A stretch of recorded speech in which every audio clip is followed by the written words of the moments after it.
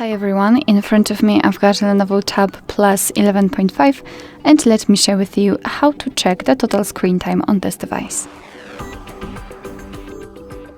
Let's start with opening the settings, and in this left section we have to scroll down to find digital well-being and parental controls. Let's tap. And as you can see here, we've got the graph which will show us for how long we've been using this device today. In my case, it was 23 minutes. Most of the time I've spent on the settings, then camera, Chrome and Play Store. We've got also the unlock and the notifications count.